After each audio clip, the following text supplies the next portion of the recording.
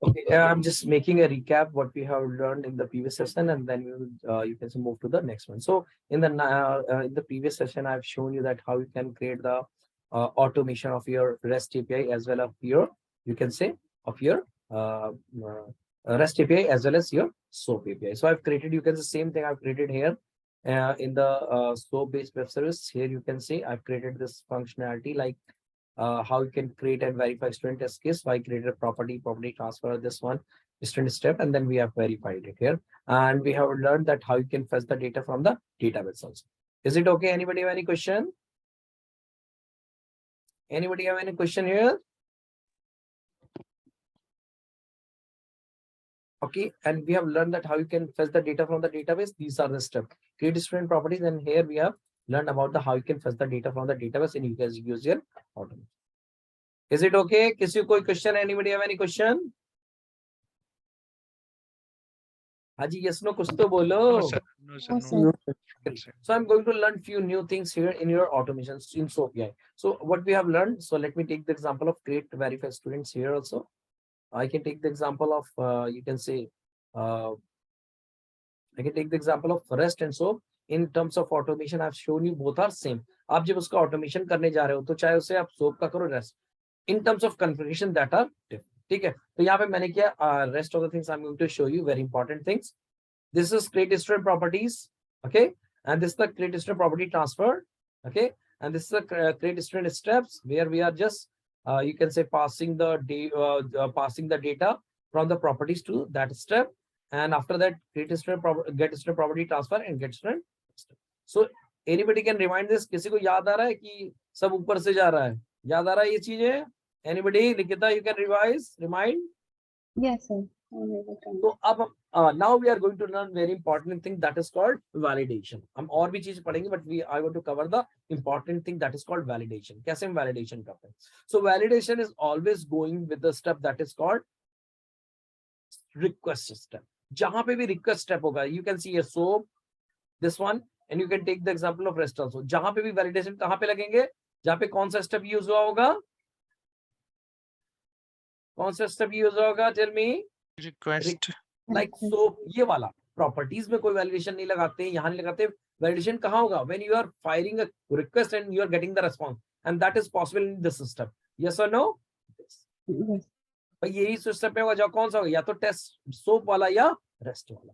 In step के अलावा जो भी स्टेप्स होते हैं property that is not for validation, that is for just helping. तो देखो वैलिडेशन कहाँ लगेगा? This is the step, double click on it. This is the window. Yes और no? You can click on the XML part. This is the request of create student. Yes or no? Yes, sir. And here you can see when you click on it, you get the response right side. देखो यहाँ पे response मिल रहा है. You are able to see. तो यहाँ पे validation step only this one. Validation cannot be in any other places. And how you can check it? अगर आपको फिर भी check करना है कि कैसे क्यों कह रहा हूँ मैं, ये देखो.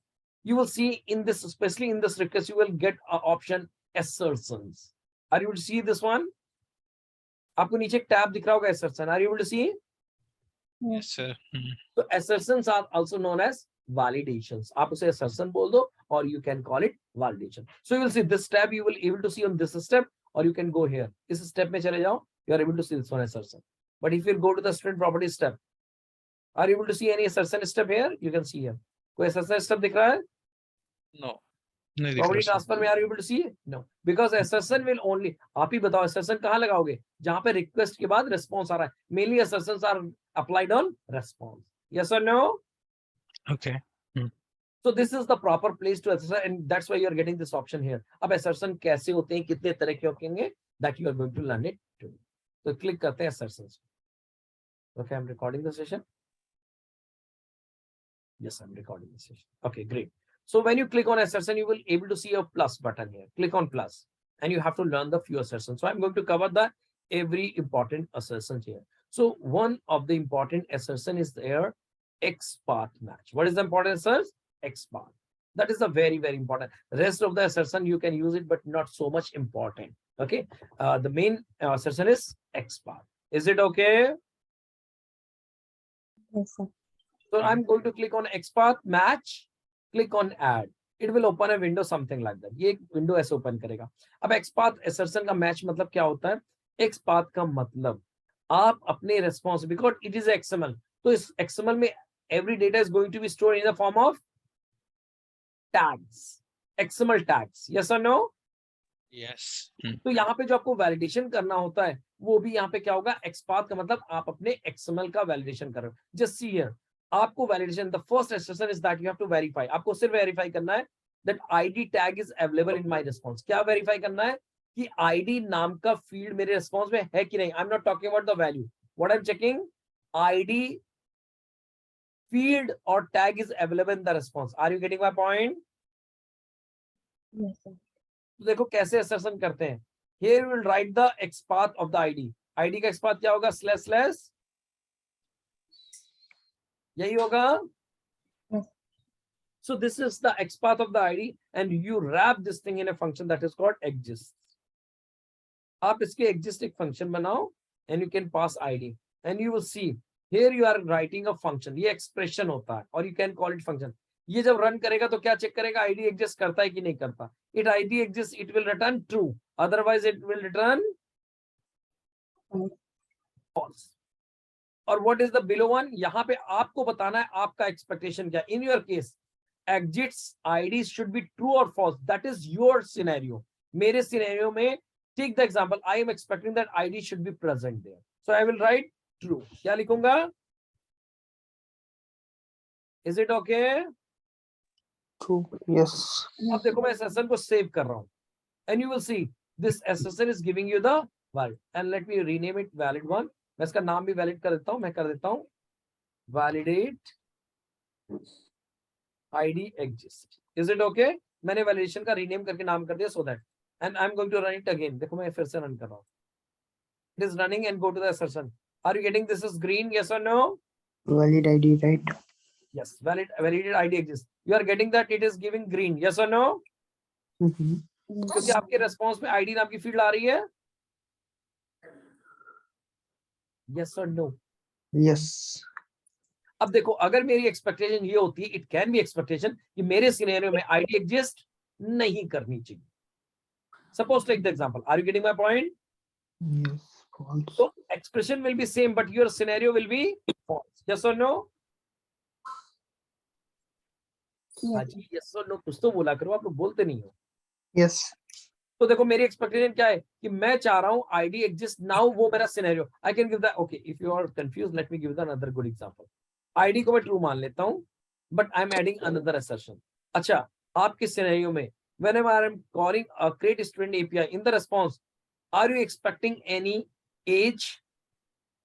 Are you expecting No. any age or name? No.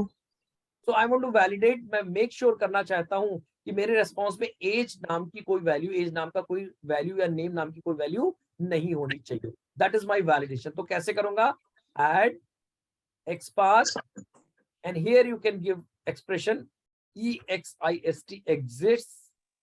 In the right you are going to write the XPath // name and your expectation is false. क्या होनी चाहिए? False. अब देखो अगर मैं करूंगा तो ये वैलिडेशन पास आएगा फेल आएगा. ये एक्सप्रेशन मुझे ग्रीन क्यों दे रहा है, कोई मुझे बताएगा? Because name tag doesn't exist in the response, it is Because passing it is the- expecting that name should not be exist, और exist नहीं कर रहा है. कर रहा है No. भाई, नेम का मेरे रेस्पॉन्स में नेम आ रहा है. No. अगर मैं इसको ट्रू कर देता तो वैलिडेशन क्या हो जाता? Same. And you can see here it is giving the red color. Right. So in your response you can check whether your expected field is available or not, or you can also check that your unexpected field is available or not. Are you getting my point? तो अगर कोई variable field आप expect कर रहे हो, so your validation will be validate, invalidate, exist should be true. If you are expecting कि ये value वहां पे नहीं होनी चाहिए, you will write validate this tag name equal to false. अच्छा, एक इसका रियल सिनेरियो देते हो. In your, whenever you are making any details about a user and it is giving you the name, username, everything it is good, do you think that password should be in the response? कोई API ऐसी होती है जो आपको password return करके दे I'm talking about in the open. Mostly, I'm not talking about every. कुछ API होती है that is secured one, है ना? But can you expect that every when you are talking about the detail of a student, it should return the password? Do you think? No, sir. You can take the example. You can take the example. आपका जब employee ID, you can give your employee ID to your company. Okay. So in your company, or the person maybe is you can say admin guy, or he always try to fetch your details. तो उसको सब detail दिखती है. आपको पता है उसको password दिखता है?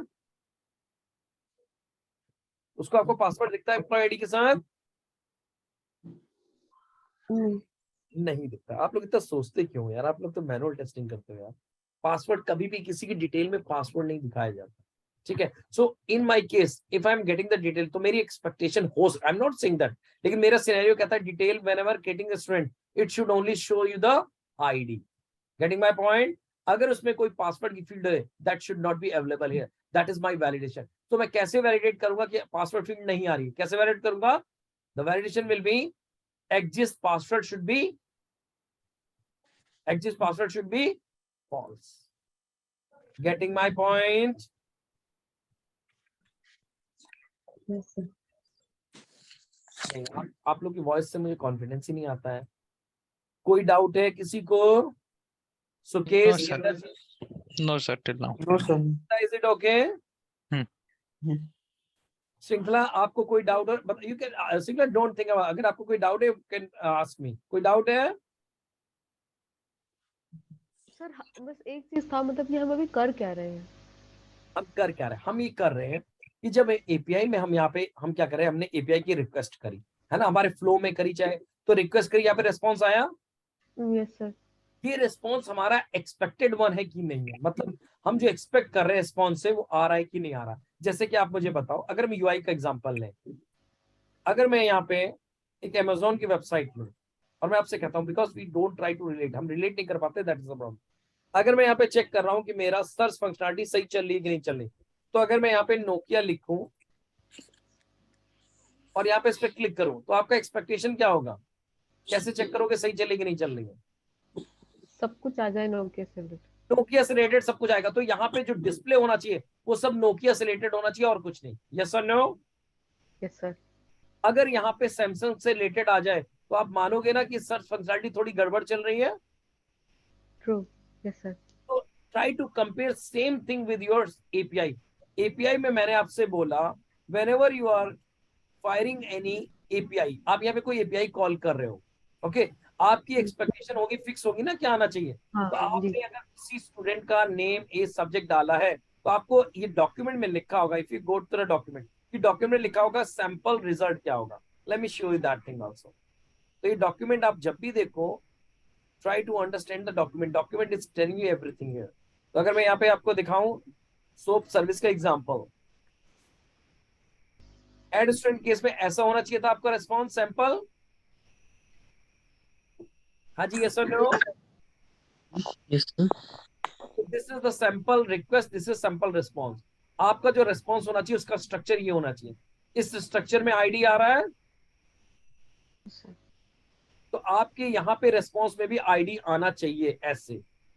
ऐसा एक आईडी नाम का टैग होना चाहिए. आपके केस में नेम नाम की कोई फील्ड यहाँ पे आ रही है? No sir. तो आप जब अपनी एपीआई रियल में चलाओगे, तो रिस्पॉन्स में भी नेम नाम की कोई फील्ड नहीं आनी चाहिए. तो आई am just giving the example. आप कैसे वेरीफाई करोगे कि जब एपीआई रन कर रही है तो यहाँ पे आईडी नाम की कोई फील्ड आ रही है? आप कैसे चेक करोगे अपने ऑटोमेशन में? मैनुअली तो आपने देखिए यहाँ पे आईडी लिखा आ रहा है, लेकिन कैसे ऑटोमेशन में चेक करोगे?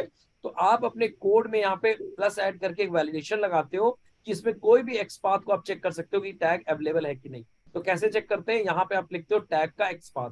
आईडी को चेक करना है तो आईडी का एक्सपाथ लिखते हैं //id, और एग्जिस्ट एक नाम फंक्शन होता है, इसमें पास करते हैं. तो ये एक्चुअली जब रिटर्न होता है तो रिटर्न करता है ट्रू और फॉल्स. रिटर्न क्या करता है? ट्रू और फॉल्स. वहां पे अगर है तो रिटर्न करेगा ट्रू, नहीं तो उसका आंसर क्या आएगा? फॉल्स. और एक्सपेक्टेड रिजल्ट सर हम एग्जिस्ट वाला फंक्शन क्यों यूज करते हैं? अजी, एग्जिस्ट वाला फंक्शन हम कब यूज करते हैं और क्यों यूज करते हैं? एग्जिस्ट फंक्शन यूज करते हैं कि अगर हमें ये चेक करना है कि इसके अंदर जिस भी मैंने एक्सपाथ का दिया एक्सपाथ, वो एग्जिस्ट मतलब वो मेरे रेस्पॉन्स में एग्जिस्ट करता है कि नहीं, रेस्पॉन्स में है कि नहीं है।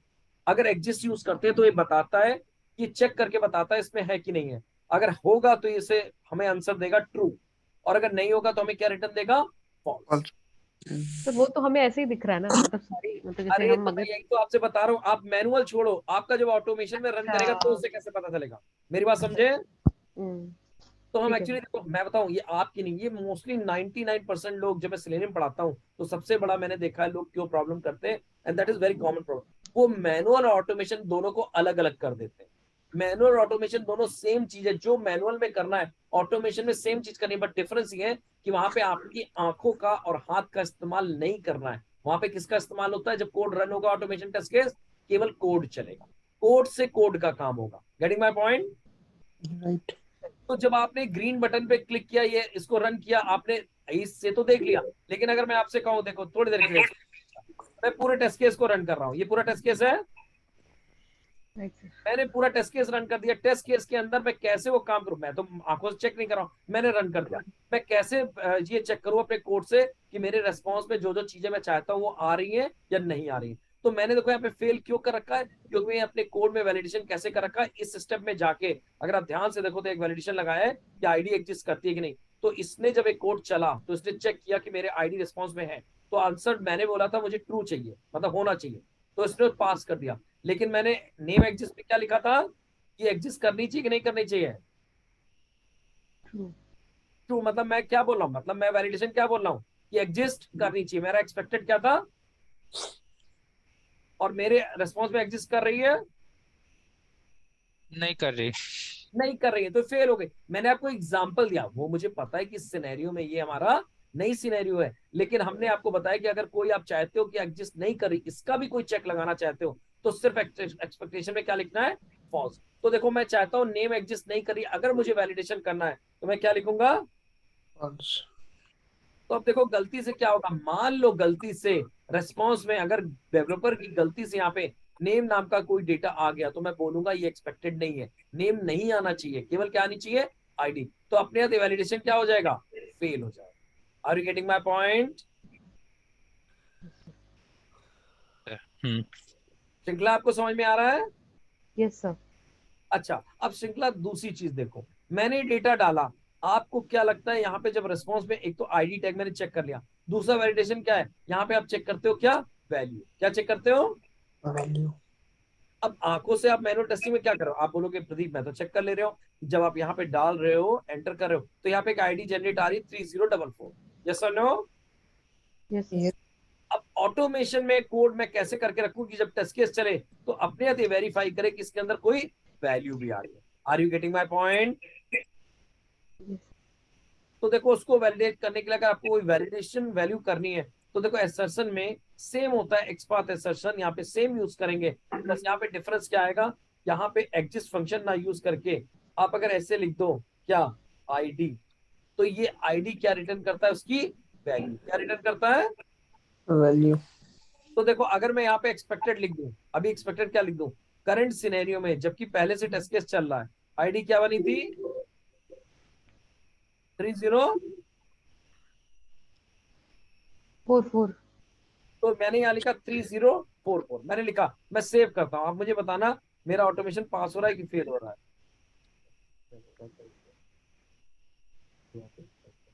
इसको मैं रन कर, देखो रन करने जा रहा हूँ टेस्ट केस, आप मुझे बताना अभी आपका रन करेगा, रन करने पे आपका मैं बताता हूँ क्या है, अभी आपको पास दिखा रहा है, क्या दिखा रहा है, पास। यहाँ पे देख, मैं डबल क्लिक करके दिखा रहा हूँ, क्या वैलिडेशन लिखा है, आईडी 3044, और 3004 है इसीलिए क्या दिखा रहा है, पास दिखा रहा है।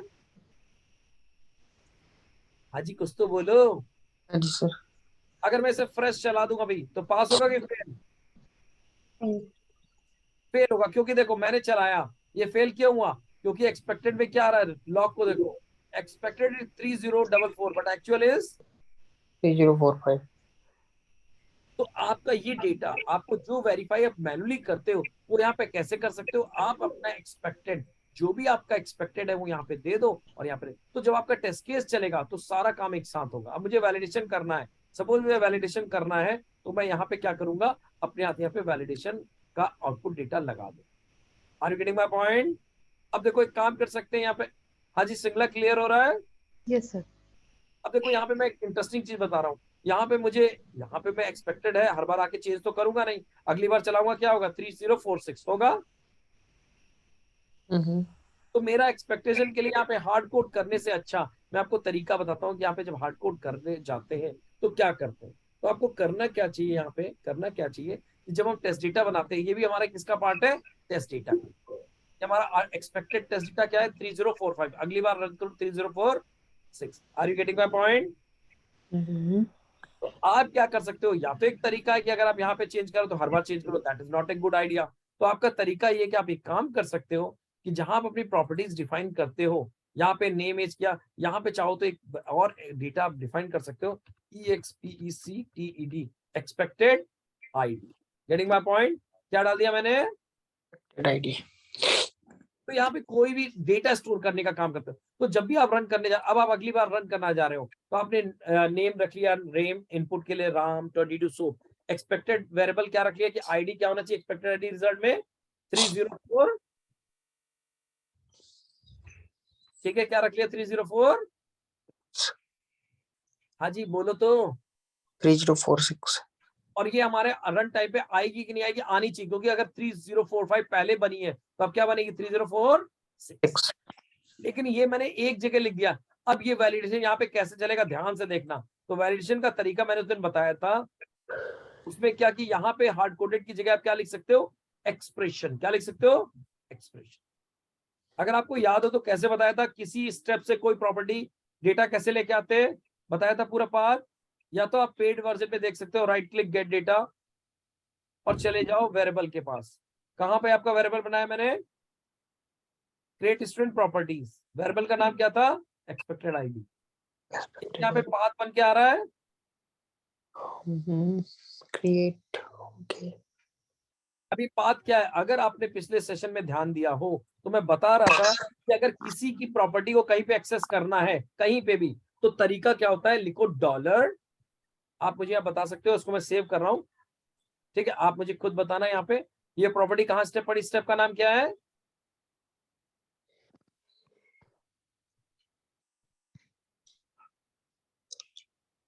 हाँ जी स्टेप का नाम क्या है, बताओ स्टेप का नाम क्या है, किस स्टेप में प्रॉपर्टी पड़ी है। पहले लिखोगे डॉलर और कर्ली ब्रैकेट, लिख दिया। सबसे पहले स्टेप का नाम क्या है, क्रिएट स्टूडेंट प्रॉपर्टी, जहां से आपको चाहिए। क्या नाम है स्टेप का, Create student properties. तो सबसे पहले उस स्टेप का नाम लिखो। इस शुरुआत स्टार्टिंग हमेशा स्टेप से करते हैं, क्रिएट स्टूडेंट प्रॉपर्टीज, ये स्टेप का नाम हो गया। तो ये क्या करेगा, पूरे पूरे आपके फ्लो में, टेस्ट केस में इस स्टेप तक क्या हो जाएगा, इस स्टेप पे पहुंच जाएगा, अगर इतना लिख दिया। अब इस स्टेप के अंदर जाने के लिए, स्टेप के अंदर इन प्रॉपर्टीज के अंदर जाना है, तो लिखते क्या है, किसी को याद है, किसी को याद है क्या लिखते हैं, हैश। एक्सपेक्टेड आईडी, कौन सी वैल्यू आपको चाहिए इसमें से एक्सेस करनी है, एक्सपेक्टेड आईडी। तो जो भी करनी है उसका नाम लिखो एक्सपेक्टेड आईडी। तो ये बन गया पाथ। तो जब कहीं पे भी ये लिखोगे, कहीं पे भी अपने प्रोजेक्ट में लिखोगे, तो ये सीधा किसको पॉइंट करेगा, इस स्टूडेंट के अंदर की इस वैल्यू को। तो आपको देखो मैंने यही एक्सप्रेशन कहाँ लिख दिया, अगर ध्यान से देखो, ये लिख दिया कहाँ पे, आपके इस वैलिडेशन में लिखा है। जी सर। अब देखो क्या करेगा, रन टाइम पे आपका जब रिजल्ट आएगा तो यहाँ पे आपकी प्रॉपर्टीज फाइल से उठाएगा कि आपकी एक्सपेक्टेड आईडी क्या है, और यहाँ पे आपको आपने आईडी निकालेगा रन टाइम पे रेस्पॉन्स है। अगर ये दोनों मैच कर गई तो पास हो जाएगा। तो यहाँ पे देखो मैं चला के दिखा रहा हूँ, ग्रीन आ रहा है, पास हो रहा है। आप अगर जाके देखो तो देखो यहाँ पे ये आईडी क्या हुई होगी रन टाइम पे, इस ये आईडी रिटर्न करता है, ये आईडी 34 से, और इसका आंसर क्या आया, 34। 3046. ये वैल्यू कहाँ से उठा रहा है, प्रॉपर्टी से। वहां पे वैल्यू क्या डिफाइन कर रखी है, Expected value. 346। तो ये दोनों मैच कर। अगर मैं इसको दोबारा चला दूं तो देखो, और अगर मैंने टेस्ट डेटा में चेंज नहीं किया, अगर मैं यहाँ पे गया और मैंने 3047 नहीं किया और मैं चला दूं, तो अगली बार ये फेल हो जाएगा। क्यों, ध्यान से देखना, आपकी एक्चुअल आईडी क्या आ रही है, जब ये एक्सप्रेशन रन करता है, ये रन टाइम पे रेस्पॉन्स से क्या वैल्यू निकाल के लाएगा, स्लैश आईडी, क्या आईडी निकाल के लाएगा रेस्पॉन्स से, 3047. और ये जो वैल्यू आपकी प्रॉपर्टीज में एक्सपेक्टेड पड़ी है वो क्या पड़ी है, 3046. तो इसका मतलब ये आपको देखो मैच कर रहा है। आपको सिर्फ ये काम है, जब भी आप चेंज करोगे तो आपने ये वैलिडेशन आप फिक्स कर दिया, आप रन करने से पहले केवल यहाँ पे एक्सपेक्टेड डाल दो, जो आपका इनपुट या एक्सपेक्टेड है वो डाल दो, और अपने आप को क्या करेगा, वैलिडेट करेगा। अगर मुझे रन करना है तो आपके टेस्ट डेटा क्या होना चाहिए, 304। मेरी बात समझ में आ रही है? Yes, sir. ठीक है, तो यहाँ पे आप इसे टेस्ट डेटा करके आप इसे वैलिडेशन कर सकते हैं। तो ये आपका एक्सपाथ होता है, ये सबसे इंपॉर्टेंट होता है। इसके अलावा और भी आप कर सकते हो, लेकिन I will advise don't go into the very very complex thing. केवल आप इसको यूज कर लो और आपका ये बहुत काम आसान कर देगा। ठीक है, क्योंकि दो ही चीज मेन होती है आपके वैलिडेशन में, आपके टैग अवेलेबल है कि नहीं, और क्या उसकी क्या है वैल्यू। समझ में आया? जी सर। हाँ जी, यस और नो, कुछ तो बोलो। Yes, आगे सर आ रही है। तो थोड़ा सा आप, मेरे को पता है नई चीज, हम एक्चुअली देखो क्या करते हैं, हम बार बार ये सोचते हैं कि एक्सएमएल है। अगर आपको इस यूआई से कंपेयर करो ना, ये 3 टेक्स्ट फील्ड हमारी एज ए यूआई से ले रहे हैं, और ये मेरे यहाँ कुछ यहाँ पे क्या है, एज ए आउटपुट ये मुझे दिख रहा है। तो अगर आप इसे यूआई की तरह कंपेयर करो तो आपको समझ में आएगा एपीआई केवल रिक्वेस्ट लेके रिस्पॉन्स देती है, बाकी सारा काम आपका यूआई की तरह है। आपने 3 डेटा दिया, रेस्पॉन्स में आपका आउटपुट आया, तो आउटपुट आप चेक करते हो ना कि 3 डेटा दिया तो आईडी बननी चाहिए नहीं लेकिन ये कौन बताएगा आईडी बननी चाहिए कि नहीं बननी चाहिए, कौन बताएगा, ये डॉक्यूमेंट। कौन सा डॉक्यूमेंट, समझ में आ रहा है? 341 यस yes, सर। sir. तो ये आपको डॉक्यूमेंट बताता है क्या स्ट्रक्चर, उस हिसाब से आप 2 चीजें कर सकते हो, एक्सपाथ है कि नहीं और उसकी वैल्यू क्या। तो ऐसे आपके वैलिडेशन ये सबसे इंपॉर्टेंट होता है एक्सपाथ। इसके अलावा और भी होते हैं, like but I am not going to focus on that, because मेरा सबसे ज्यादा फोकस होगा किस पे, रेस्ट एश्योर्ड पे। क्योंकि रेस्ट एश्योर्ड ऐसी चीज है कि आपने रेस्ट एश्योर्ड मेंशन कर दिया तो आपको ये जो चीजें just going to give you a shortlist thing in your, you can say while shortlisting the candidates. तो आपको सोपीआई का जिसके नाम से आप कैंडिडेट हो जाओगे, और still if you want to go into detail आप मुझसे कभी बोल सकते हो कि प्रदीप ये why I am not focusing in the, क्योंकि मैंने देखा आप लोग में से बहुत लोग देख रहा हूँ मैं बहुत ज्यादा इसमें कंफर्टेबल नहीं हो रहे हैं, है ना। तो बहुत ज्यादा डिटेल में अभी जाने का टाइम नहीं है, अगर बहुत डिटेल में गया होगा तो आप और कंफ्यूज आओगे। ठीक है, यस सर। तो यहाँ पे वैलिडेशन आप एक्सपाथ ये कर सकते हो, वैल्यू कर सकते हो, 2 ही इंपॉर्टेंट है। चलिए एक चीज और बताओ मुझे, आप ही बताओगे। मैं एक वैलिडेशन करना चाहता हूँ कि अगर मेरा यहाँ रिस्पॉन्स आता है प्रॉपरली, तो वहां पे एक फील्ड आती है, रिजल्ट आती है, Yes, और उसकी वैल्यू क्या आती है, स्टूडेंट्स एडेड बिलो आईडी। चलो मुझे वैलिडेट करना है कि मेरे रेस्पॉन्स में रिजल्ट वाली जो फील्ड आ रही है, जो रिजल्ट का टैग आ रहा है, उसकी वैल्यू ये होना चाहिए। कैसे करूंगा, कौन बताएगा? हाँ जी, मैं एक वैलिडेशन ऐड करने वाला हूँ, जल्दी बताना कौन बताएगा मुझे। यस मैं ऐड कर रहा हूँ, क्या लिखूं यहाँ पे एक्सपाथ में, एक्सपाथ क्या लिखूं, result exists. Slash Result. Tag का नाम रिजल्ट ही है ना, और एक्सपेक्टेड टेक्स्ट क्या है, Student added successfully applied. जो भी उसने वहां पे लिखा है। यहाँ पे देखो मैं कॉपी करके लिख देता हूँ, कॉपी करके लिखना चाह रहा था, मैं कॉपी करना भूल गया। Student added successfully with below ID. ठीक है, और इसे सेव कर दो। देखो रिस्पॉन्स पास हो रहा है कि फेल, पास हो रहा है कि फेल हो रहा है,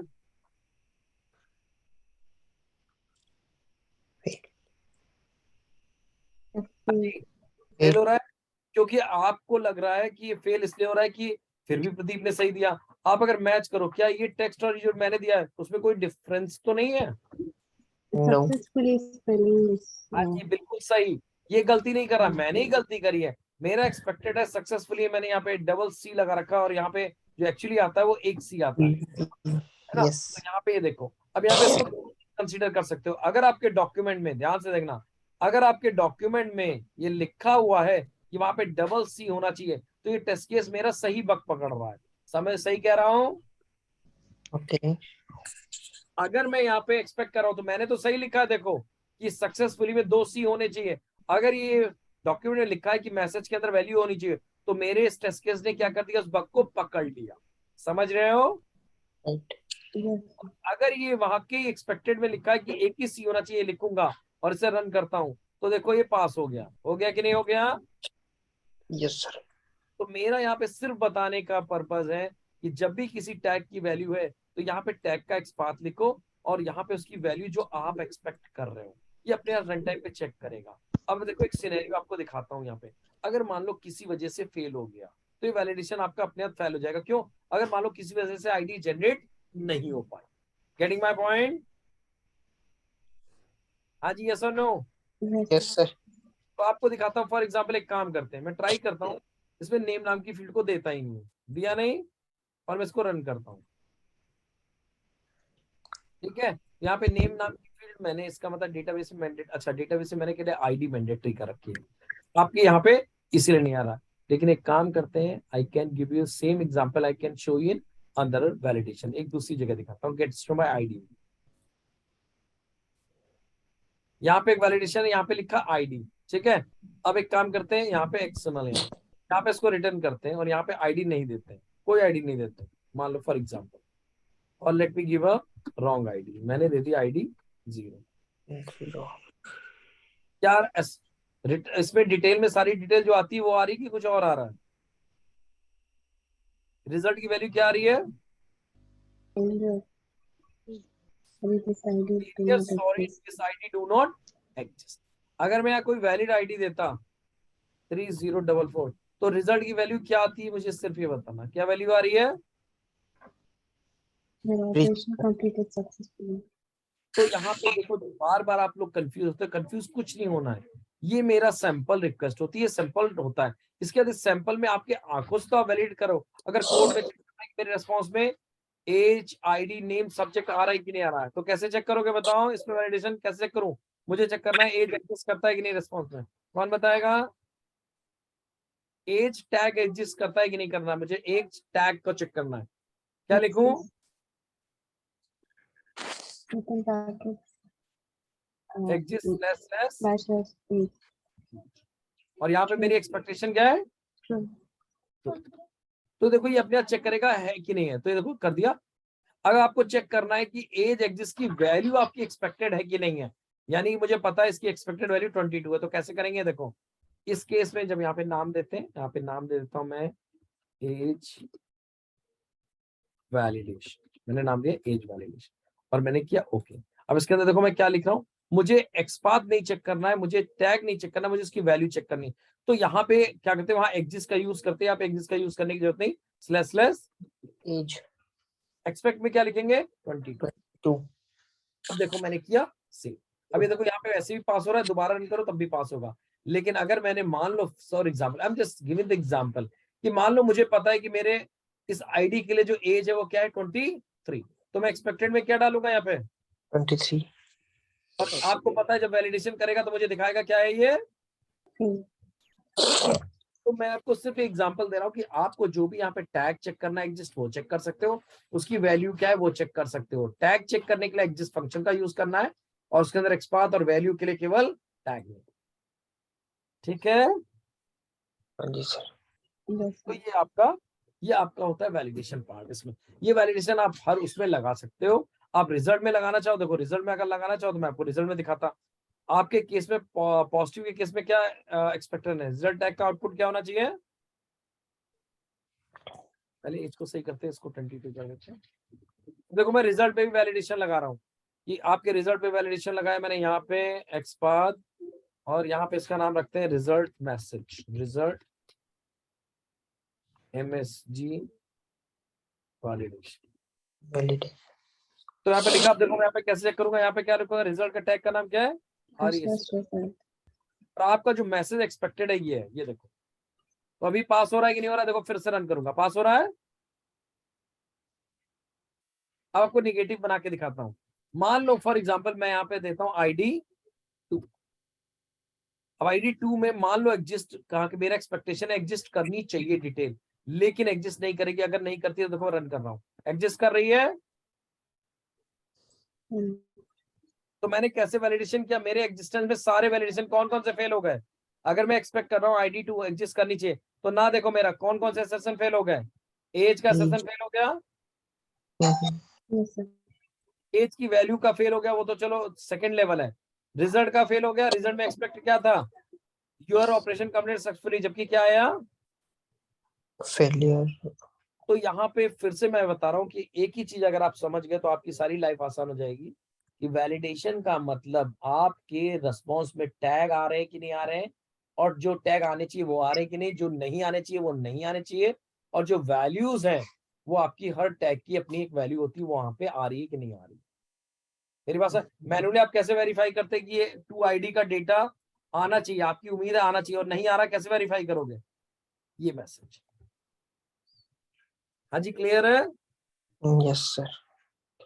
तो ये आपके वैलिडेशन करने के यहाँ पे क्या होता है, ये वैलिडेशन के तरीके हैं, और ये वैलिडेशन आपका केवल इस स्टेप पे होता है। तो अभी मैं वैलिडेशन यहाँ पे रिमूव कर देता हूँ, ताकि आपका ये वैलिडेशन यहाँ पे आपने 2ID यूज किए 30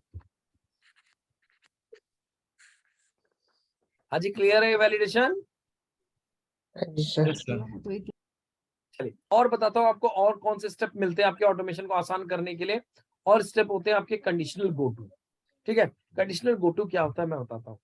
कंडीशनल गो टू ये होता है कि अगर आप यहाँ पे फ्लो चलाओगे तो फ्लो कैसे चलता है, ये then below then below then below and then below, ये चारों स्टेप चलेंगे पांचों। Okay. तो आपकी कंडीशन है कि आप चाहते हो कि आपका ये चलने के बाद ये चले, और कोई स्टेप आप क्या चाहते हो क्या हो जाए, स्किप हो जाए, क्या हो जाए, स्किप हो जाए, जंप हो जाए। तो जावा की कोडिंग जिसने पढ़ी वहां तो इफ एंड एल्स लगा देते हैं या फॉर लूप लगा देते हैं, सही कह रहा हूँ। Yes, sir. Yes, sir. तो यहाँ पे अगर आपको कोई अपना स्टेप जो है, if you want to skip any step, you want to jump, कैसे करोगे, तो उसके लिए यूज करते हो कंडीशनल गो टू। ठीक है, तो मैं आपको एग्जांपल दे रहा हूँ यहाँ पे, कैसे एग्जांपल दे रहा हूँ। इट क्रिएट स्टूडेंट स्टेप के बाद मैं एक स्टेप ऐड कर रहा हूँ जिसका नाम है कंडीशनल गो टू। ठीक है, कंडीशनल गो टू में आप क्या कर सकते हो, कंडीशन सेट कर सकते हो, और ये बता सकते हो कि कंडीशन ट्रू होने पे आपको कहाँ जाना है, समझ रहे हो, कंडीशन ट्रू पे कहाँ जाना है। तो पहली कंडीशन लगा रहा हूँ, देखो यहाँ, तो मैं आपको जो कंडीशन करके दिखाऊंगा, क्या दिखाऊंगा, ध्यान से देखना। मैं कंडीशन आपको दिखा रहा हूं कि आपको कंडीशनल गो टू में एक स्टेप यहां पे बना है, 2 मिनट। हाँ, आपको देखो कंडीशन क्या दिखा रहा हूं, आपके कंडीशनल गो टू के बाद ये स्टेप चलेगा, यहां जाएगा, यहां जाएगा, कंडीशनल गो टू के बाद अगले स्टेप का क्या नाम है, प्रॉपर्टी। दिख रहा है, हाँ जी, Yes, sir. प्रॉपर्टी ट्रांसफर दिख रहा है। अच्छा, प्रॉपर्टी आईडी ट्रांसफर कब काम करेगा, मुझे सिर्फ ये बताना। केट स्टूडेंट के अंदर मैं एग्जांपल क्यों ले रहा हूँ, जब यहाँ पे आईडी आएगी तभी इसको आईडी ट्रांसफर रिस्पॉन्स में आएगी, तभी तो ट्रांसफर करेगा, करेगा कि नहीं करेगा। Mhm. Yes, अगर sir. रिस्पॉन्स में आईडी नहीं आई तो ट्रांसफर करेगा, No, sir. नो। तो आपको देखो मैं आपको वैलिडेशन क्या लगाने जा रहा हूँ, ध्यान से देखना। एक सपोज टेक द एग्जांपल, यहाँ पे एक स्टेप और होता, मैं आपको दिखा रहा हूँ स्किप करने के लिए, एग्जांपल ले रहा हूँ, एक कॉमन सा स्टेप लगा रहा हूँ जिसका नाम है गूगल स्क्रिप्ट, ऐसी नाम दे रहा हूँ उसका, सपोज एंड टेस्ट केस। इस स्टेप का नाम है आपकी टेस्ट केस का लास्ट स्टेप है, और you can say end step, और you can say last step, last step. अब देखो क्या है, अगर मेरी कंडीशन ये है कि अगर मेरी आईडी रिस्पॉन्स में आती है, आईडी रिस्पॉन्स में आती है, तो मेरा कंट्रोल कहाँ चले, सिंपल जैसे चल रहा है, यहाँ पे जाए, यहाँ पे जाए, यहाँ पे जाए। और अगर आईडी नहीं आती है तो मेरा कंट्रोल कहाँ जाए, सीधा लास्ट स्टेप पे। इस दो को एग्जीक्यूट करने की जरूरत ही नहीं है, समझ रहे हो, Hmm. क्योंकि मेरा इसके बाद स्टेप तभी ये चलना चाहिए जिसमें आईडी एग्जिस्ट, नहीं आएगी तो चलने का कोई फायदा नहीं। नहीं। देखो कैसे कर सकते हैं, मैंने कंडीशन दी, कंडीशन कहता है, कंडीशन कैसे देते हो, यहाँ पे कंडीशन बना सकते हो, अपनी कंडीशन का नाम आपने रखा कंडीशन 1। अब देखो क्या है, टारगेट स्टेप तो मुझे सीधा पता है क्या, कि कंडीशन जो लिखूंगा उसके बेस पे कहां तुम्हें जाना है, तो मैंने क्या लिखा, लास्ट स्टेप, क्या लिखा, Last step. और यहाँ पे वो कंडीशन दे दो जो आपको कंडीशन आपको बतानी है कि जिस कंडीशन में काम करे। ठीक है, तो एक कंडीशन आप कोच भी दे सकते हो, जो भी आपकी मन हो वो आप कंडीशन दे सकते हो। ठीक है, तो कंडीशन देने के लिए यहाँ पे क्या कर सकते हो, यहाँ पे लिखते हो एक्सप्रेशन। तो यहाँ पे जो एक्सप्रेशन है वो आप लिख सकते हो, जैसे मैंने एग्जिस्ट का लिखा है वो लिख सकते हो, या आप वो लिख सकते हो उसका भी। तो मैंने यहाँ पे एग्जिस्ट का लिख के दिखाता हूँ, मैंने लिखा EXISTS एग्जिस्ट, और इसमें लिखा सपोज टेक द एग्जांपल,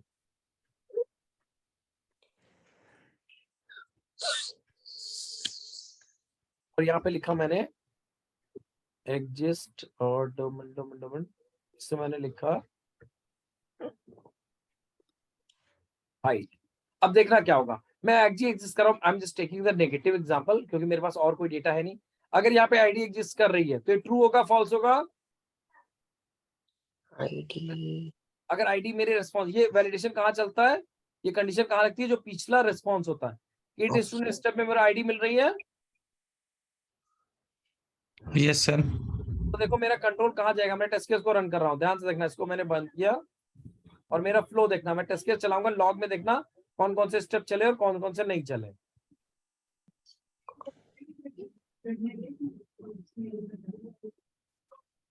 कौन सा स्टेप चला? स्टेप 1 यहाँ पे नेम तो आ गया, मिसिंग मैच।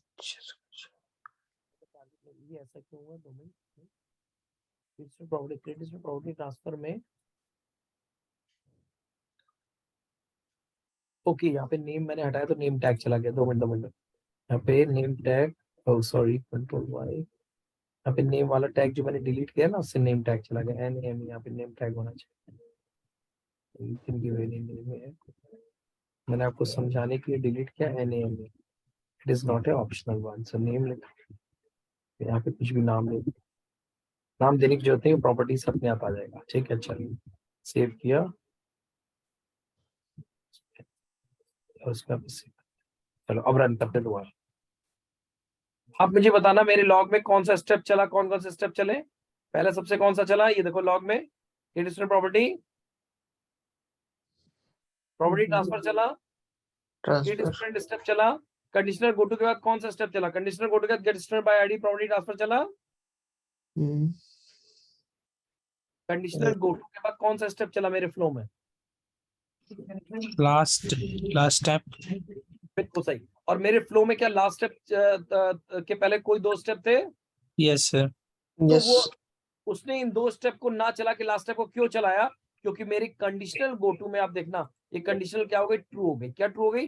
उसको रिस्पॉन्स में क्या मिला? आईडी मिल गया। समझ रहे हैं? Yes sir. और अगर ये कंडीशन फॉल्स हो जाती तो अपने आप नॉर्मल फ्लो को चलाता।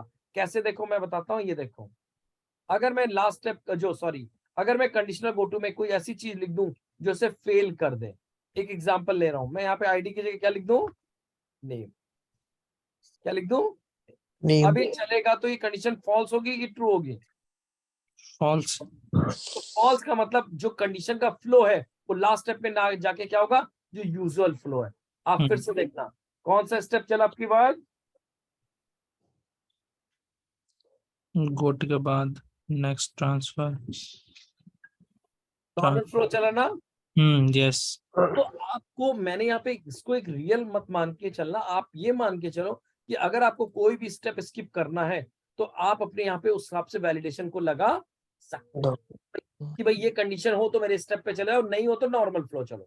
ठीक है, ओके तो ये रिक्वायरमेंट आप आपके हिसाब से रिक्वायरमेंट कर सकते हो। फिर से मैं कह रहा हूँ, अगर आप इसको रिवाइज करोगे तो धीरे धीरे आपके प्रैक्टिस से आएगा। आपको वीडियो थोड़ा मेहनत तो करनी पड़ेगी, ठीक है, क्योंकि एपीआई वैसे ही एक अलग चीज होती है और आपके लिए थोड़ा सा नई चीज भी है। अदरवाइज आप अगर सिंपल ये सोचो कि आप अगर केवल मैनुअल टेस्टिंग के हिसाब से सीख रहे हो, तो मैनुअल टेस्टिंग के हिसाब से तो मैंने आपको बता दिया कि आप पोस्टमैन में भी काम मैं आपको सिखा दूंगा, सोपीआई में तो आप मैनुअल कर ही लेते हो, ऑटोमेशन या आपको बताने की कोशिश करोगे कैसे आप ऑटोमेट कर सकते। तो अगर थोड़ा एफर्ट करोगे तो आप सोपीआई का ऑटोमेशन डाल सकते। ठीक है, थोड़ा प्रैक्टिस तो मांगता है। क्लियर है? Yes sir. तो कंडीशनल गो टू का यूज ये होता है कि अगर अपने आपको ऑटोमेशन में कोई स्टेप को स्किप करना है तो आप कर सकते हो। मैं इसे डिलीट इसलिए कर रहा हूं क्योंकि किसी और टॉपिक को पढ़ाने के लिए मैं नहीं चाहता इसके साथ मिक्सअप हो। ठीक है, और मैं आपको बताता हूँ और स्टेप क्या है।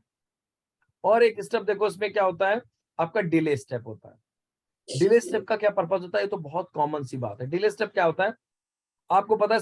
सपोज ये स्टेप रन किया, ये स्टेप क्या होगा? रन किया, तो इस रिक्वेस्ट को जाके रिस्पॉन्स आने में टाइम लग सकता है। Yes sir. लग सकता है कि नहीं लग सकता? तो हम Yes. क्या करते हैं सेलेनियम में या कई ऑटोमेशन में क्या होता है, 2 स्टेप के बीच थोड़ा क्या कर सकते हैं, अपने ऑटोमेशन को इसको करने के बाद थोड़ा पॉज ले सकते हैं। ले सकते हैं, मेरी बात समझ रहे हैं? Yes sir. तो पॉज लेना या जावा लेने में वी कॉल इट स्लीप। तो कैसे करेंगे? यहाँ पे वो काम ऐसे होता है, यहाँ पे डिले लगा दो, बहुत सिंपल। डिले में जो टाइम टाइम जो सेकंड में हो, मान लो मैंने यहाँ पे दे दिया 60 मिली सेकेंड, तो ये क्या करेगा इसके बाद, ये क्या करेगा 60 मिली सेकेंड तक क्या करेगा, डिले लगा दी। तो इसके बाद ये 60 सेकंड वैलिडेट तभी अगले स्टेप पे जाएगा। तो इसका पर्पस होता है देर लगाना। अगर एडिट करना है डबल करो, और देखो यहाँ पे सॉरी यहाँ पे आ रहा है 1000, तो आप यहाँ पे चेंज करना चाहो तो आप इसे सॉरी मैंने वो नाम चेंज कर दिया, जो आपका 60 सेकंड था, डोमेन डिलीट करो, यहाँ पे डिलीट लगाया था मैंने, उसका नाम था वो डिलीट किया, कहाँ गया डिले, ये स्टेप का नाम था, तो स्टेप का नाम डिले रह दो। बाय डिफॉल्ट इसकी वैल्यू क्या होती है 1000। अगर आपको चेंज करनी है डबल क्लिक करो, यहाँ पे वैल्यू जो भी करनी है आपको 60 करनी करनी, वो जब स्टेप का नाम था स्टेप का नाम था, तो क्या करेगा 60 मिली सेकेंड का वेट करे।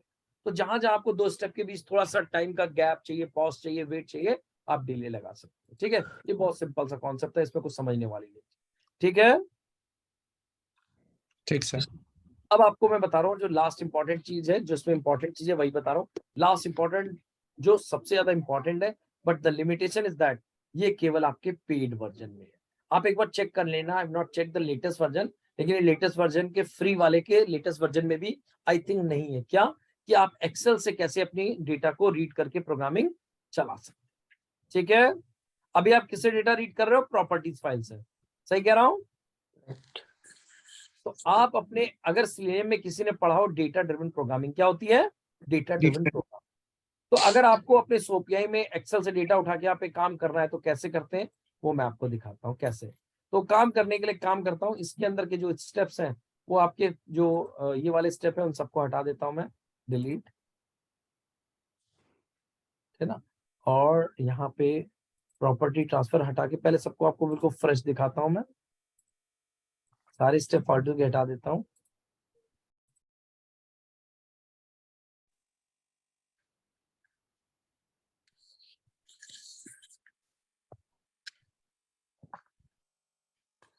ठीक है, चलिए ये स्टेप है जो क्रिएट स्टूडेंट का काम कर रहा है। क्लियर है, इसमें कोई डाउट है।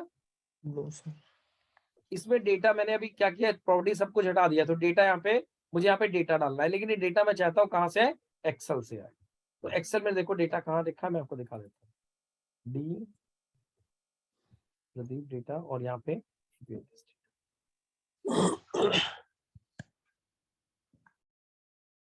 आपको मेरा डेटा दिख रहा है, मैंने कुछ डेटा डाल रखा है ऐसे, एड स्टूडेंट का टेस्ट डेटा, यहाँ पे 4 डेटा डाल रखे हैं, आमला, भारत, रश्मि, उनकी नेम और एज। मुझे इन डेटा को यूज करके क्या कॉल करना है, एड स्टूडेंट। ठीक है, हाँ जी, क्या कॉल करना है, एड स्टूडेंट। Add student.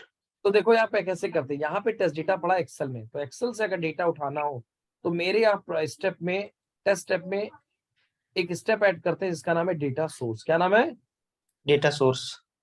और डेटा सोर्स स्टेप में जाके आप उसका नाम चेंज कर सकते हो, मैंने बाय डिफॉल्ट डेटा सोर्स रख दिया। उस स्टेप में यहाँ जाके आप क्या बताते हो, राइट साइड में सबसे पहले इंपॉर्टेंट चीज कि डेटा कहाँ से उठाना है, क्लिक करो। ऑप्शन आपका क्या है, इनमें से कौन सा ऑप्शन है आपका, है एक्सेल। एक्सेल जैसे ही आप दोगे तो पूछेगा एक्सेल की डिटेल, आपकी एक्सेल की डिटेल बता दो।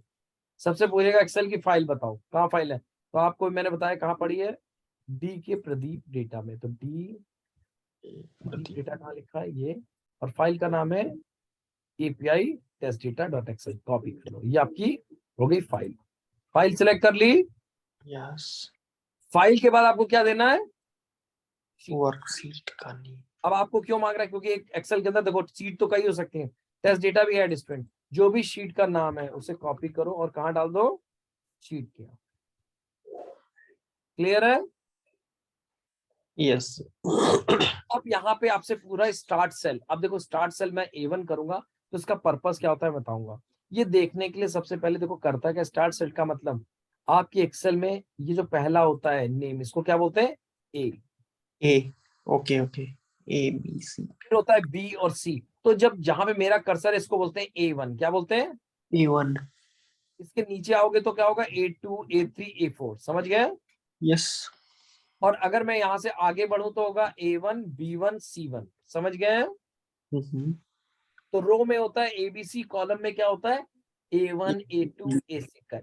तो ये आपसे क्या पूछ रहा है कि आपके डेटा को क्या रीड करना है। अच्छा, इसकी खासियत, यहाँ पे खासियत कह लो या ड्रॉबैक क्या है कि आपका ऐसे रीड नहीं करता कि आपके एक्सेल में मान लो आपको ये फील्ड रीड करनी है और ये फील्ड रीड करनी है, तो ये क्या करता है, ये एक अलग अलग नहीं रीड करता, ये क्या रीड करता है, एक सीक्वेंस।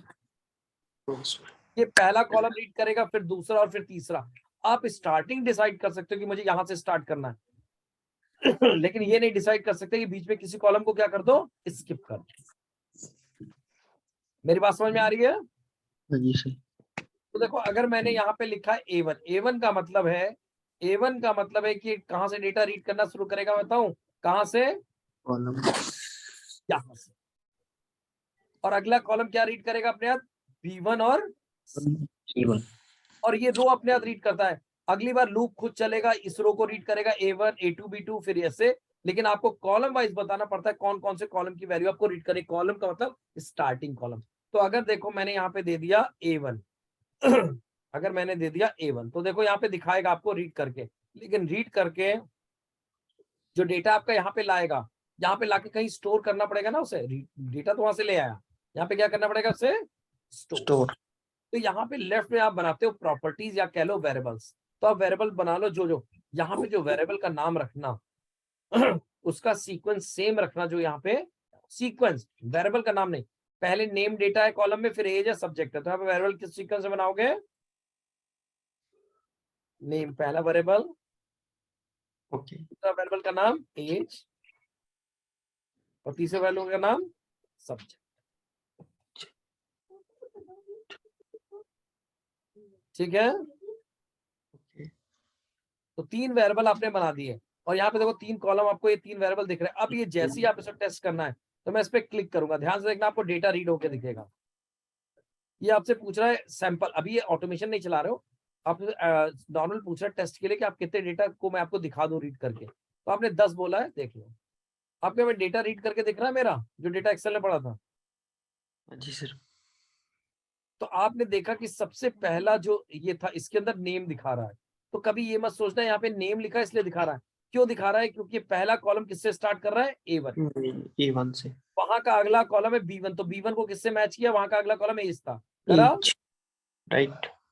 तो अगर देखो ध्यान से, अगर मैं यहाँ पे B1 लिख दूं, अगर B1 लिख दूं, तो आपको अगला नेम के नीचे क्या दिखाई देगा, एज। क्या दिखाई देगा, एज। क्योंकि वो यहाँ पे मैपिंग वेरिएबल की किससे कर रहा है, वहां के B1 से स्टार्ट कर रहा है। देखो आपको दिखा भी देता हूँ, क्या दिख रहा है, एज में आ गया सब्जेक्ट। एज में नहीं, ये तो आपको हेडर दिख रहा है, एक्चुअली हेडिंग का नाम क्या है, नेम, ये दिख रहा है। ऊपर से। अब आपको लग रहा है कि ये एज वाला जो हेडिंग दिख रहा है ये भी एक गड़बड़ है। क्यों, आपके एक्सेल में आपका पहला जो रो है वो क्या है, हेडर है, क्या है, हेडर। तो मुझे इसको स्किप करना है। तो आपको सिंपल याद रखना है, जहां पे आप A1 B1 यूज कर रहे हो, उसके आप चाहे A1 जो भी चाहिए, लेकिन यूज A1 की जगह क्या करोगे, A2। मतलब मुझे पहला रो को क्या करना है, स्किप करना है। रो कौन सी लेनी है, A बताता है कॉलम और 2 बताता है रो, यानी कि एक कॉलम की दूसरी रो से स्टार्ट करना है। अब देखो मैं एक्सेस कर रहा हूं, यहाँ पे उसने आपको नेम के नीचे आमला भारत दिखा, पहला रिकॉर्ड जो तो पहला रो था उसको क्या कर दिया, स्किप कर दिया। ये बात समझ में आ रही है कि नहीं आ रही है? राइट। तो आपको अगर ऐसा होता है, इसलिए ऑप्शन देता है आपको कि आप A2 कर लो। अगर मेरे को ये रिकॉर्ड भी रिमूव करना नहीं चाहता हूं तो मैं क्या लिखूंगा, B3, और सॉरी A3। ये बात समझ में आ रही है? तो मेरी एडवाइस होती है, जिस फ्लो में यहाँ पे डेटा बना है उसी फ्लो में आप वेरिएबल बना लो, और उसके बाद यहाँ रीड कर लो। अगर आपका डेटा में हेडर है तो यहाँ पे केवल 2 लिख दो। अब आता है कि ये डेटा जब रीड होके यहाँ आ गया, एक्सेल में आएगा, इसको यूज करना है कहाँ, अपने टेस्ट केस में। मतलब जो नेम है आमला वो यहाँ आ जाए, एज 20 यहाँ आ जाए, सब्जेक्ट यहाँ आ जाए। तो देखो क्या करते हैं, उस दिन मैंने आपको आसान चीज बताई थी पिछले सेशन में, कि सेम तरीका आसान कर लो। बहुत आसान तरीका, क्या कि यहाँ पे आप ट्रांसफर की जगह क्या लिख सकते हो, उसका पाथ लिख सकते हो। यहाँ पे कौन सी वैल्यू आनी चाहिए, उसकी मैपिंग किससे होनी चाहिए, डेटा सोर्स से होनी चाहिए। तो यहाँ पे राइट क्लिक करके डेटा सोर्स में जिससे मैपिंग करनी हो कर दो, गेट डेटा, डेटा सोर्स, और वैल्यू का नाम क्या था, नेम। यहाँ पे क्या पाथ बन गया, डेटा सोर्स का नेम बन गया। Okay. ऐसे ही एज की मैपिंग किससे हो जाएगी, Age और property. ऐसे, अच्छा 22 को हटा दो, 22, और ऐसे ही मैं सोप की जगह ये लिखा है इसको हटा दो यहाँ पे, और इसकी जगह आपकी क्या मैपिंग कर दूंगा, डेटा सोर्स की Subject. अब ये आपसे कहा आपने कोई हार्ड कोडेड वैल्यू नहीं दी, ये अपना डेटा कहाँ से हो जाएगा, डेटा सोर्स है। अभी मैं आपको चला के दिखाऊंगा, डोंट वरी। तो सबसे पहले इसको लॉजिकल बनाते हैं, डेटा सोर्स का स्टेप लेकिन सबसे पहले ऊपर होना चाहिए ना, ये देखो, क्योंकि ये प्रॉपर्टीज की तरह काम कर रहा है। तो पहला स्टेप होगा आपका डेटा सोर्स, इसको सबसे ऊपर ले जाओ, हो गया। फिर ये और फिर लास्ट स्टेप। अब मैं इसको रन करता हूं, अगर मैं इसको रन करूंगा तो you will be very surprised कि यहाँ पे देखो आपके एक्सेल में जो डेटा है, ध्यान से देखना कितने डेटा है, 1 2 3 4, 4 दिख रहा है। अगर मैं इसको रन कर दूं टेस्ट केस को, तो देखना कितने कितने डेटा वहां से उठा के चलाएगा, ध्यान से देखना। जरा रिस्पॉन्स चेक करना, क्रिएट स्टूडेंट को चेक करना। यहाँ पे डेटा क्या दिख रहा है, आमला दिख रहा है, आमला दिख रहा है। Mm-hmm. आमला 20 एपीआई ले लिया, इसने केवल एक ही बार चलाया। इसने इन डेटा को कंसीडर किया, भारत, रश्मि और प्रदीप को, नहीं. क्योंकि यहाँ पे एक चीज है कि जब भी आप अपना डेटा सोर्स एक्सेल वाला कोड लिखोगे या कोई भी डेटा सोर्स का बनाओगे, आपको अपने उसमें एक लूप बनाना है, और जो लूप बनाने के लिए आपको लूप का कोड नहीं लिखना है, ऑलरेडी एक ऑप्शन है।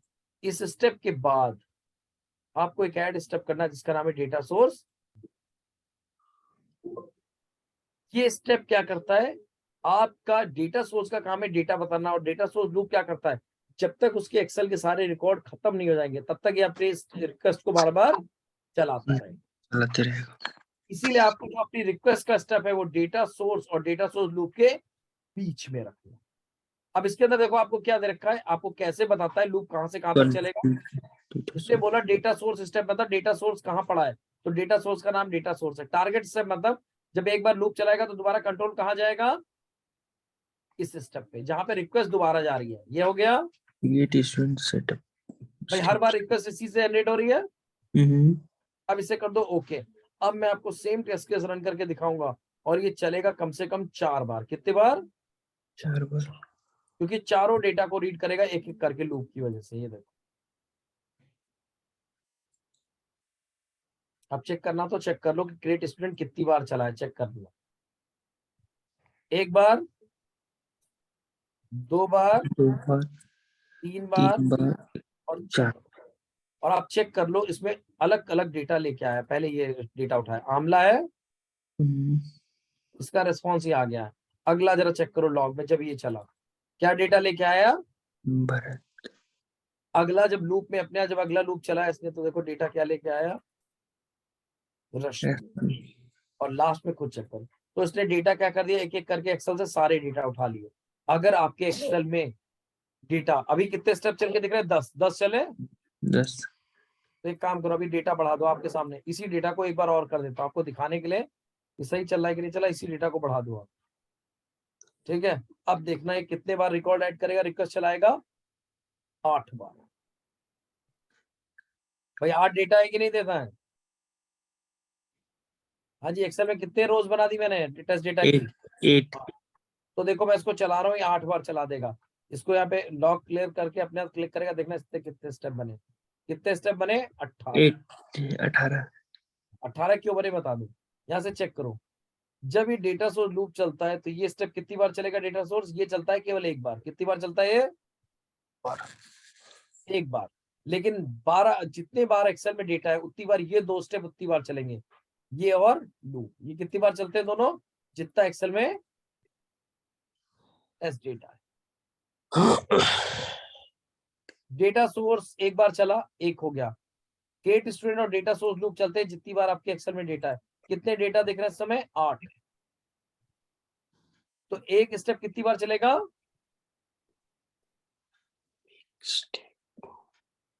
इसमें 8 टेस्ट डेटा, 8 रो है, तो ये स्टेप क्रिएट स्टूडेंट कितनी बार चलेगा, 8 बार। 8 लूप बार. कितनी बार चलेगा, 8 बार। तो 8 कितने बार. स्टेप हो गए, एक डेटा सोर्स हो गया, 8 ये हो गए 9, 9 8, नीचे वाला 17, और लास्ट में ये स्टेप चलेगा, कितने हो गए, 17. 18। 18।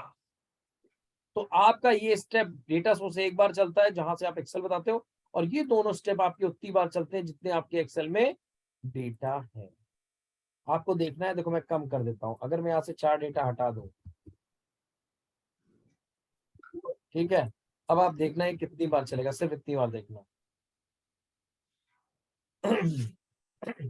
ये एक बार चलेगा, ये दोनों स्टेप कितनी कितनी बार चलेंगे, 4 बार। तो टोटल कितने स्टेप बन के आने चाहिए रन टाइम पे,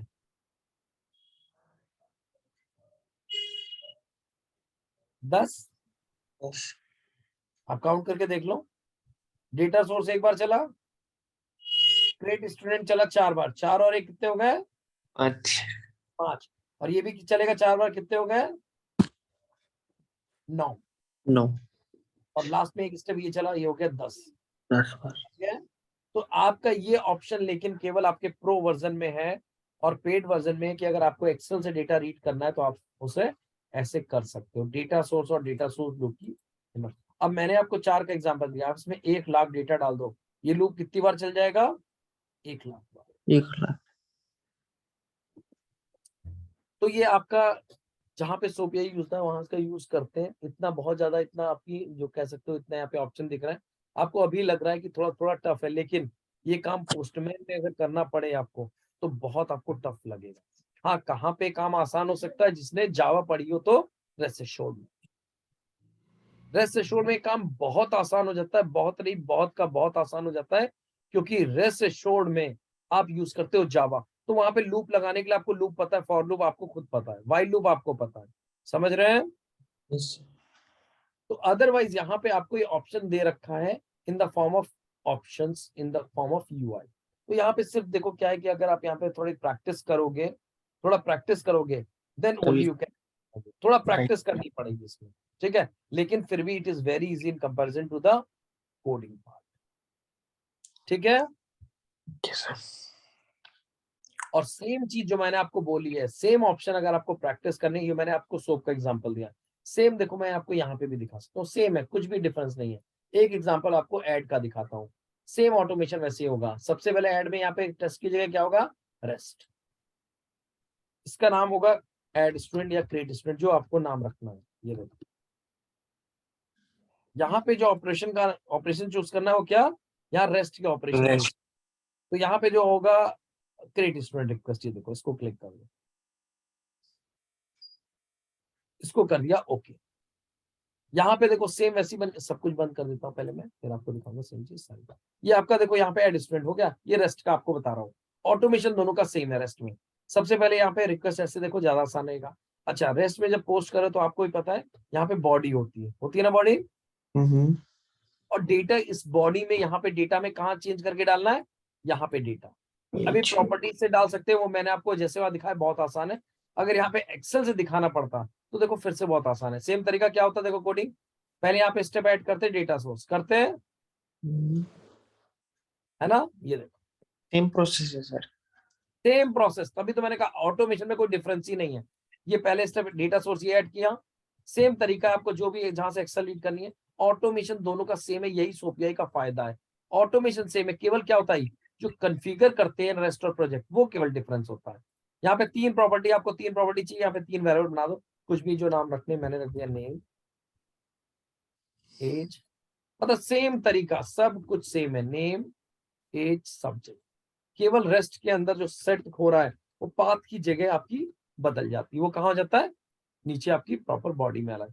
फाइल नेम में आ जाओ, सिलेक्ट कर लो, सेम थिंग हियर, नेम, और यहाँ पे गए, आपकी फाइल का नाम था एपीआई टेस्ट डेटा एक्सएलएस, ये किया। शीट का नाम आपको भी पता है क्या था, सेम, एवरीथिंग सेम। कॉपी करो, यहाँ पे जाओ, शीट का नाम पेस्ट करो।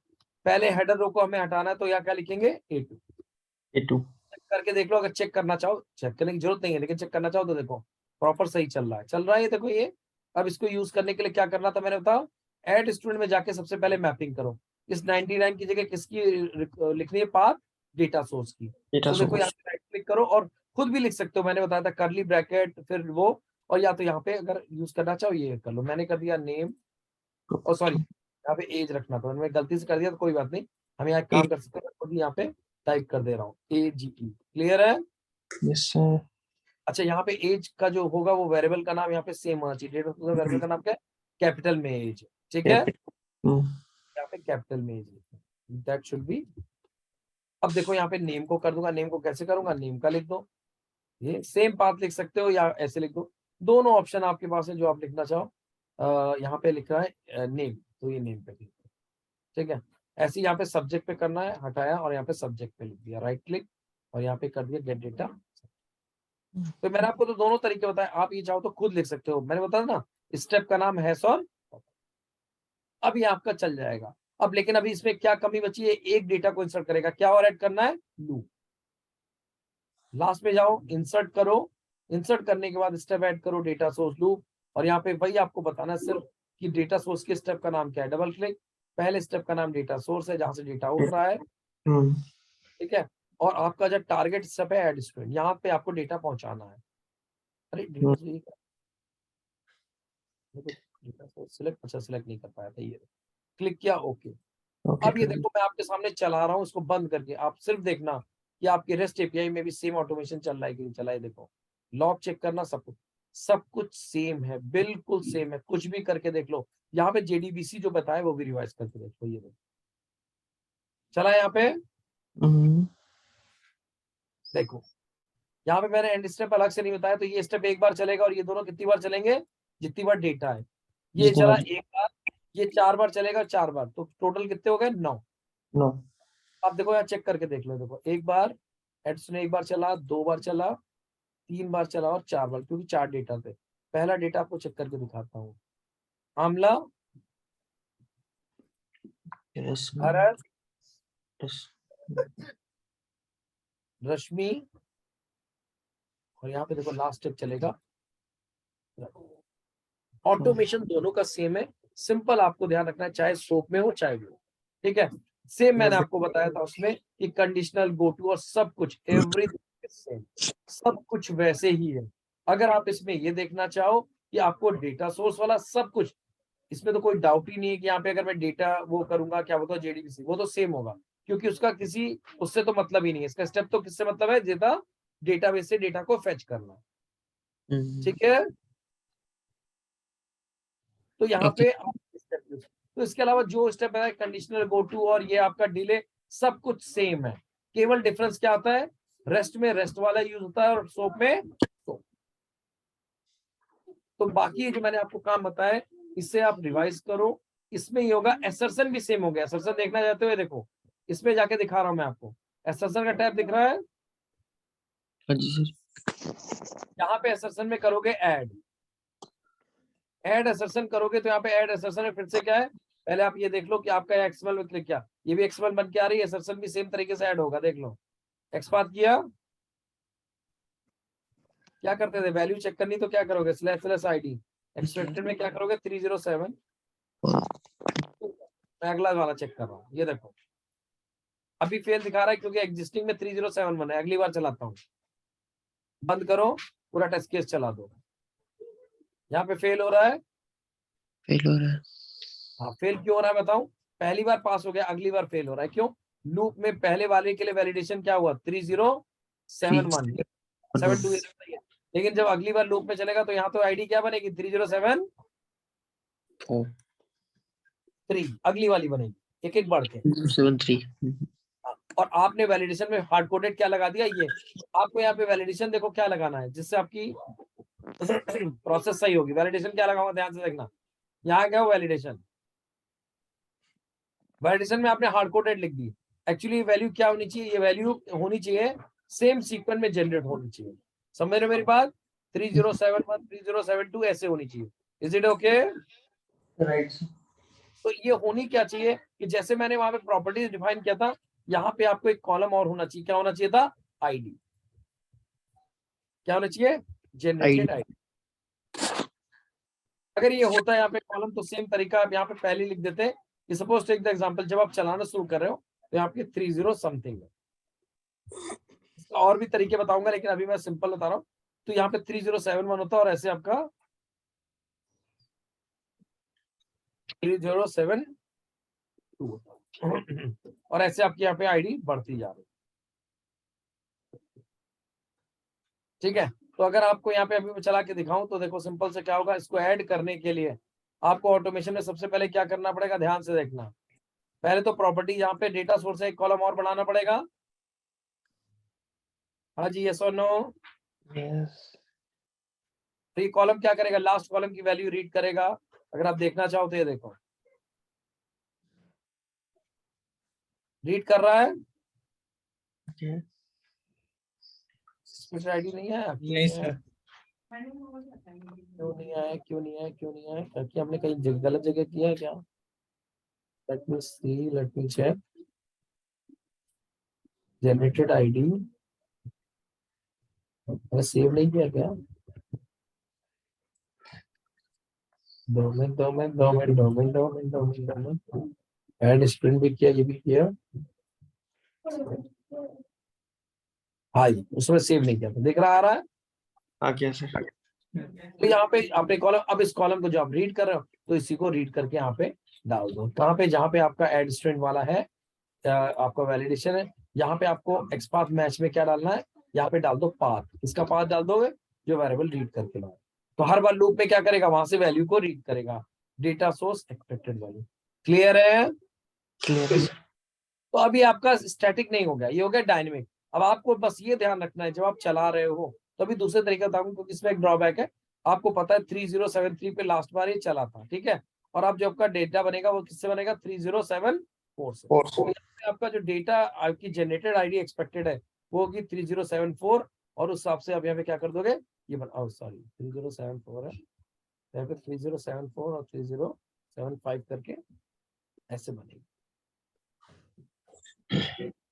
तो अब यहाँ पे देखो रन टाइम पे आप उठाएगा और आप इसे रन करके देख लो, सारा सही चलाएगा। ये देखो सही चल रहा है। हाँ जी सर।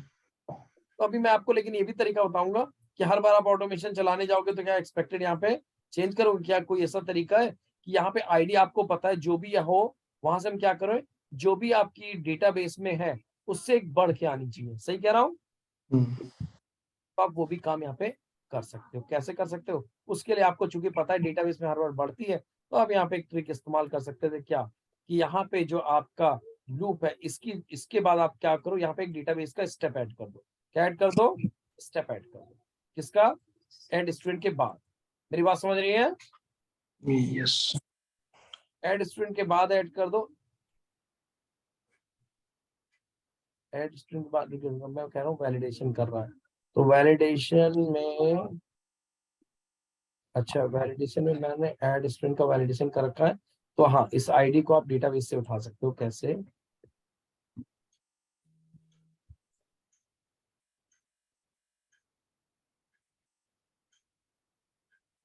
डेटा सेल्स स्टेप पे जाओ, जेडीबी से, और आप मुझे बताओ मैक्स आईडी कैसे निकाल सकते हो मैक्सिमम आईडी डेटाबेस में? किसी को क्वेरी पता है? किसी को क्वेरी पता है कि अगर मैक्सिमम आईडी निकालनी है जो मैक्सिमम जनरेटेड आईडी है? No sir. सिलेक्ट मैक्स भाई, सबको आपकी मैनुअल टेस्टिंग में दिस इज मैंडेटरी कि आपको ये तो आना चाहिए। Select max ID from student. अब देखो यहाँ पे मैं क्रंच कर रहा हूँ, ओहो ये यहाँ पे, अच्छा मैंने यहाँ पे डेटाबेस का कन्फ्यूजन तो किया है, सॉरी। तो लाओ एक काम करता हूँ, सबसे पहले मैं कन्फ्यूजन कर लूँ। मैंने सोचा I am creating in the soap, यहाँ पे नया है तो मैंने यहाँ पे नाम रख दिया टीपी। ओके कर दिया। यहाँ पे पूछेगा ड्राइवर का नाम, अगर आपने रिवाइज किया होता तो सोपीआई में सब कुछ बता चुका हूँ। MySQL, user name root, password Ravi, database का नाम रवि। ओके कर दो, कनेक्शन बन गया है। यहाँ पे चेंज सेट कह रहा है, कह दो नो, मुझे नहीं बताना। यहाँ पे कनेक्शन की जगह यहाँ पे क्वेरी लिख दी। अब यहाँ पे रन करता हूँ।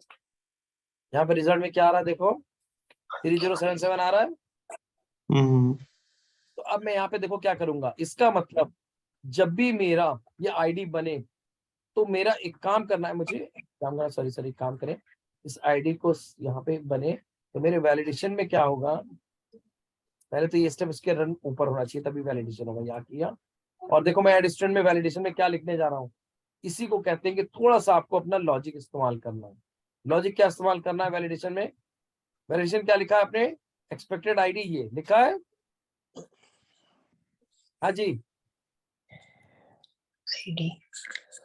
Yes, यहाँ पे sir. एक्सपेक्टेड, यहाँ पे लिखा आपने डेटा सोर्स एक्सपेक्टेड आईडी, तो यहाँ पे अब ये नहीं लिखना है, इसकी जगह आपको एक्सपेक्टेड आईडी क्या है, जो जेडीबीसी में रिजल्ट आ रहा है, तो क्या लिखोगे? गेट डेटा जेडीबीसी में आया रिस्पॉन्स एक्सएमएल, इस पे क्लिक करो। यहाँ पे ये आपकी मैक्स आईडी रिटर्न हो रही है ये, ठीक है, इसको करो ओके। और यहाँ पे काम और करना है, यहाँ पे लिखा है मैक्स आईडी, ठीक है, और यहाँ पे कर देना एक और चीज प्लस, इसको करते हैं सेव। आप चाहे तो ये कर दो, ये आपकी आप क्या कर दो, हाँ ये कर दो, प्लस कर दो सेव, ठीक है। अब मैं आपके इसको ऑटोमेशन को चलाता हूँ, ठीक है, ध्यान से देखना। मैंने कहीं पे भी कोई आपका एक्सपेक्टेड आईडी यहाँ पे है ना, उसको मैंने यहाँ पे रीड, रेस्ट में मैंने एक्सपेक्टेड आईडी रीड किया ना, इसको यहाँ से हटा दो, मैं यहाँ से रीड नहीं कर रहा हूँ। मैं क्या कर रहा हूँ, डायरेक्टली कहाँ से निकाल रहा हूँ? डेटाबेस, तो मैंने यहाँ से हटा दिया। अब ध्यान से देखना, यहाँ पे मैं अपने टेस्ट केस को चला रहा हूँ। सबसे पहले यहाँ पे देखा, यहाँ पे यहाँ पे क्या एक्सपेक्टेड, तो उसने वो कर दिया, क्या बोलते हैं इसको, कॉन्केटिनेट कर दिया। तो विंडो एक काम करते हैं, यहाँ पे जाओ और यहाँ पे इसको ऐसे मत लिखो, यहाँ पे एक्चुअली यहाँ पे कॉन्केटिनेट कर रहा है, तो यहाँ पे इसको ऐसे ना करके, यहाँ पे स्ट्रिंग ले रहा है, इसे यहाँ पे ऐसे ही रख दो और यहाँ पे क्वेरी में थोड़ा सा चेंज कर दो, क्वेरी से अपना हैंडल कर दो। मैंने लिखा है यहाँ पे मैक्स आईडी निकाली है, ठीक है, आप यहाँ पे निकाल दो select max ID, max ID निकाल जाएगा, लेकिन सिलेक्ट मैक्स आईडी यहाँ पे आई डोंट नो, यहाँ पे कुछ फंक्शन ये तो यार मेरे को भी नहीं आइडिया आ रहा है, यहाँ पे रन कर सकते सिलेक्ट मैक्स आईडी +1, ठीक है, तो ये रिटर्न कर रहा है। अब यहाँ पे मैं इसको लगा देता हूँ और let me check it is working fine और नॉट।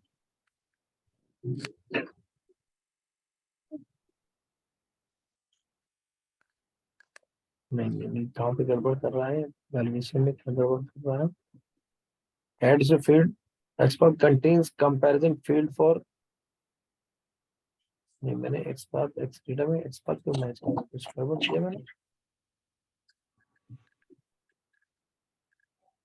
आईडी की value max ID expecting zero क्यों दे रहा हूँ मैं? कुछ गड़बड़ हुआ है। एक्चुअल 301 एक्सपेक्टिंग में जेडीबीसी से क्या निकाला इसने? दो जेडीबीसी का स्टेप भी गड़बड़ आया है क्या? नहीं क्या कर रहा है लोग, किस स्टेप को चलाओ जेडीबीसी। अगर मैं यहाँ पे देखता हूँ सिलेक्ट मैक्स आईडी +1,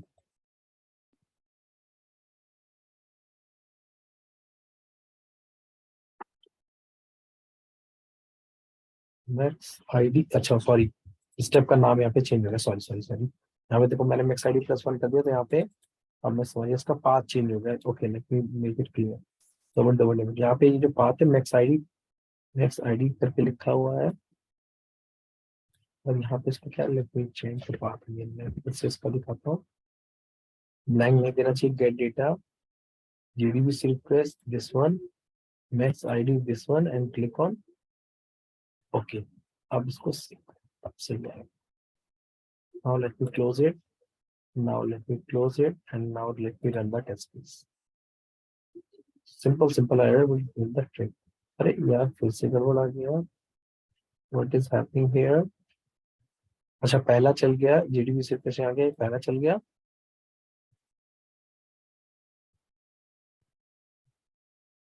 ओ एक चीज और गड़बड़ हो गया। किसी को लॉजिकल एरर समझ में आई क्या हुआ? मेरे लूप में मैंने काम गड़बड़ कर दिया, लूप में मेरा कंट्रोल यहाँ से आ जा रहा है। In loop my control should go to the JDBC step now. Okay, I have added this validation. Now say okay. Now run my test case. Now everything will run fine. सही run कर रहा है?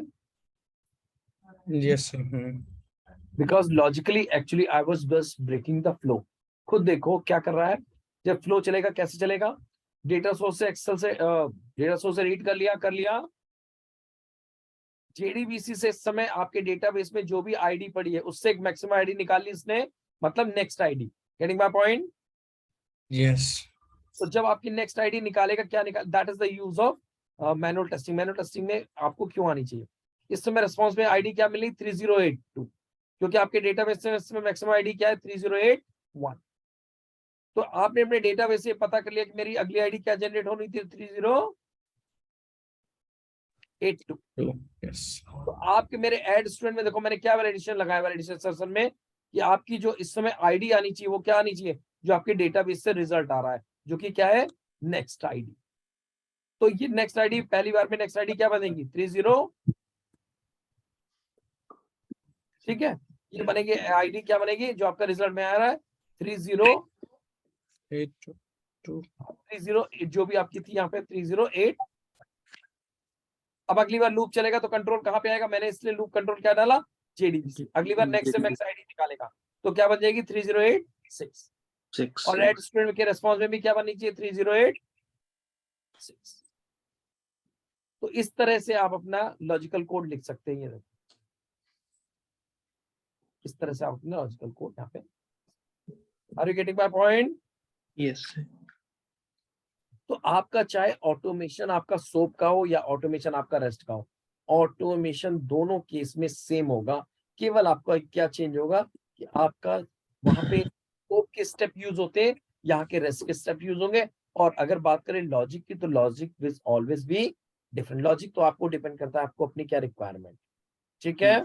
Yes. तो I know it was little bit, you can से श्रृंखला थोड़ा थोड़ा समझ में आ रहा है, श्रृंखला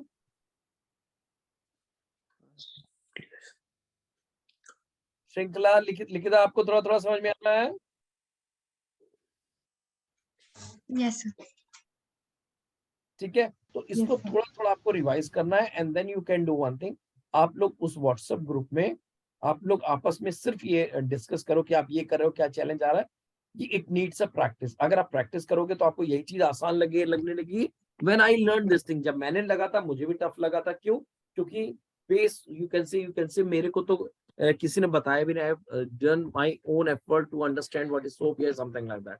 आपके केस में थोड़ा थोड़ा आपको प्रैक्टिस करनी है। अच्छा ये क्रेडिट स्टूडेंट है, ये इसमें ये कर ले and it is a practice. ये टूल है, इसमें क्या मांगता है, प्रैक्टिस, ठीक है।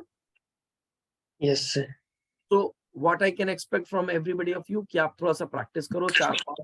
4-5 दिन है, एक बार इसको वीडियो देखो, फिर प्रैक्टिस करो and you will see, then you have some queries also, you can come to me, ठीक है। Sure, sir.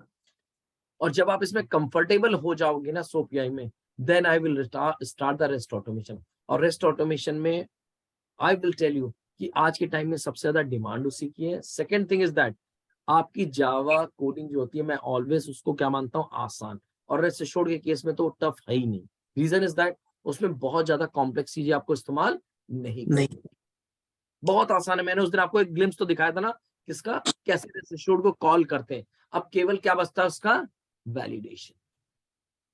उसमें केवल आपका वैलिडेशन बचता है, और कैसे फ्रेमवर्क बनाते हैं वो मैं आपको बताऊंगा प्रॉपर, Okay, ठीक sir. है। Okay. लेकिन मैं आपको जबरदस्ती का कोर्स कंप्लीट करने से अच्छा, first of all make your comfortable in soap API. तो ये जो मैंने आपको बताया इसको करो, फिर मैं आपको पोस्टमैन में भी थोड़ा आइडिया दूंगा, और उसके बाद हम रेस्ट एश्योर्ड पे जंप कर जाएंगे, ठीक है। Okay, sir. चलिए हम वाइंड अप कर रहे हैं सेशन, और रिकॉर्डिंग में आपको शेयर कर दूंगा, ठीक है। Okay. चलिए, Thank good night. Thank you, sir. Good night. Good night, team. Good night, sir. Good night, all.